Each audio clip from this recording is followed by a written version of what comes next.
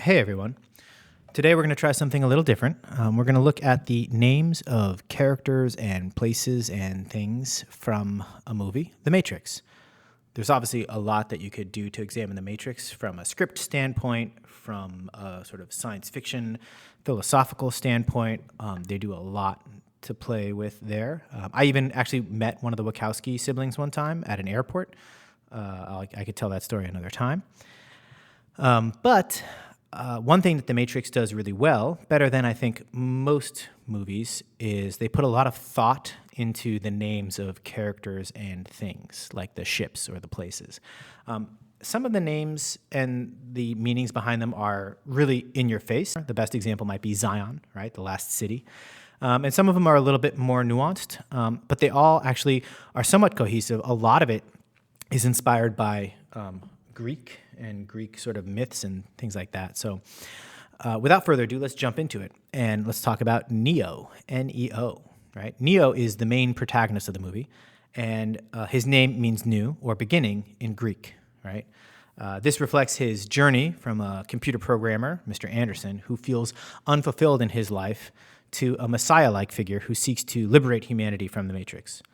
And I already made reference there, but his original name or his name in the Matrix is Mr. Anderson. And I like this name because it's a very nondescript, kind of plain, Mr. Anderson. It rolls off the tongue, and it can really be an anybody name.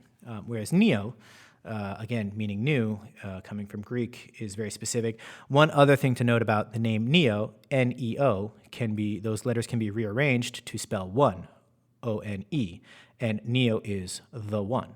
So he is not just Neo, he is the one, and those are the same letters. Next is Trinity, right? Neo's love interest and ally. And her name is inspired by the Christian doctrine of the Holy Trinity, right? Father, Son, and Holy Spirit. And this reflects her role as a key figure in the resistance against the Matrix. It's also worth noting there are a lot of Christian symbolisms. There's another interpretation of Neo as Jesus, right? He literally does die and kind of comes back to life in more ways than one. And so Trinity brings the fact that not only is there a lot of names inspired by Greek and Greek myths, but also Christian and the Christian doctrine. Trinity is actually a part of his dying and coming back to life in the first movie. Morpheus. Morpheus is the leader of the resistance, and his name is inspired by the Greek god of dreams. And this is important because Morpheus is the one who has the ability to awaken people from the illusionary world of the Matrix and guide them towards the truth, towards the real world. So it's kind of funny because, again, Morpheus is the Greek god of dreams, the Greek god of illusions. But here, Morpheus is the person who wakes you up from a dream, brings you to the real world. Agent Smith. Agent Smith is the primary antagonist of the movie, and his name is a common surname, right, that suggests his role as a representative of authority and order. His name, Agent, right, and he literally is called Agent Smith. His first name, Agent, reflects his status as a program, right, designed to enforce the Matrix's rules and suppress dissent. Agent Smith, together, not only just the way they roll off the tongue are they kind of forceful and strong, but Smith is a very, very common last name. Again, it's nondescript. It makes him indistinguishable from others, which, again, is interesting because, as we know, in the Matrix movies, eventually there become lots of Agent Smiths. They all become indistinguishable from each other. Cypher.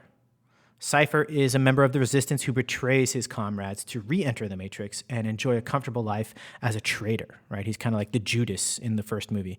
His name is derived from the word cipher. He spells it C-Y-P-H-E-R, whereas cipher, C-I-P-H-E-R, means a code or a zero. And this reflects his willingness to reduce himself to nothingness in exchange for pleasure and security, right? He's the one who wants to be re-entered into the Matrix, is willing to give up Morpheus and Neo and Trinity because he just wants the taste of steak again, basically.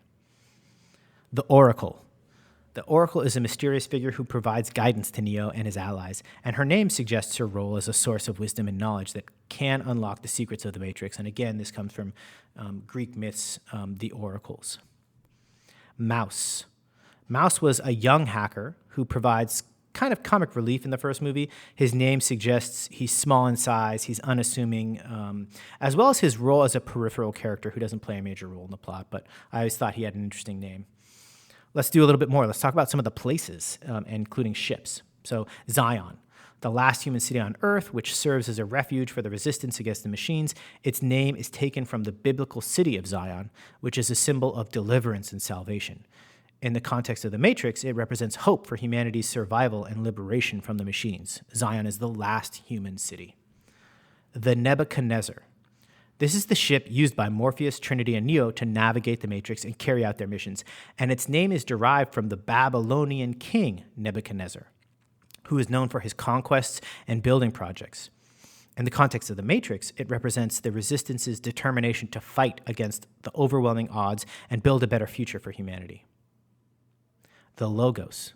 That's another ship used by the Resistance, and this one is piloted by Niobe and her crew, and its name is derived from the Greek word for reason or logic, which reflects the crew's reliance on their skills and knowledge to navigate the dangers of the Matrix and achieve their objectives.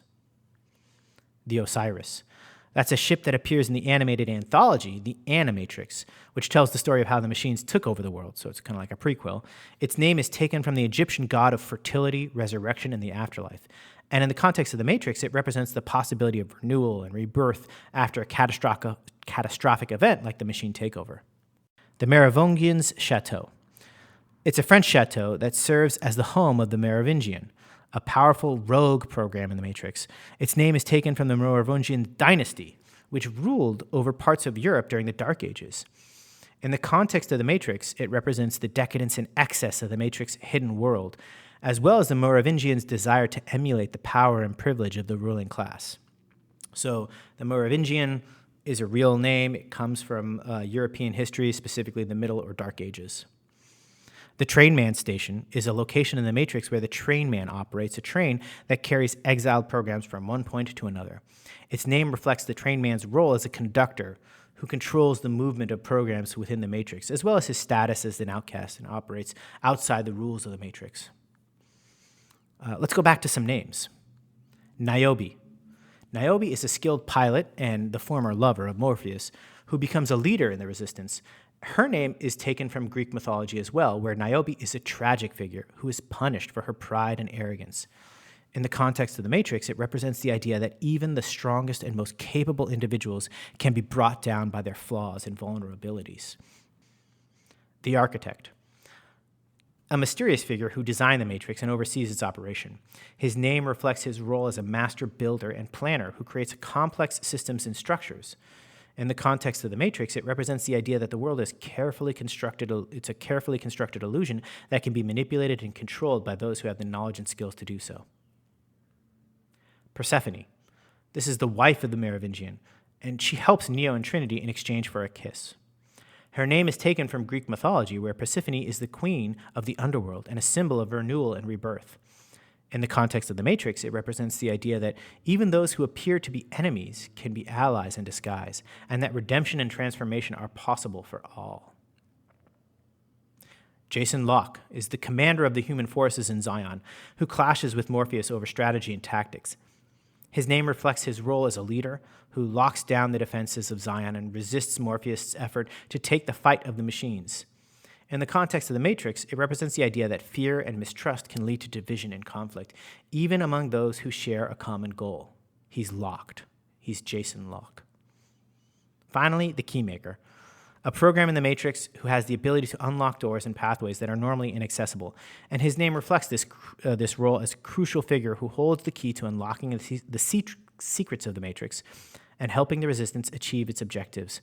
In the context of the Matrix, it represents the idea that knowledge and access are essential tools for overcoming oppression and achieving freedom.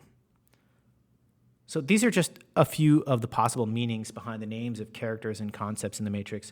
They offer insight into the themes and symbols of the series and highlight the depth and complexity of the mythology. Certainly there are other ways to interpret these names. There are probably other names with interesting interpretations. I'd love to know what always caught your eye. And this is without even touching the script or scenes or lines, etc. from the movie. I just wanted to go over the names. I thought it would be an interesting way to look at what has been a defining movie trilogy in the history of modern movies. So as always, thank you very much. I hope you liked it, enjoyed it. If so, please give it a like, share it, etc. Give me feedback. Thank you very much.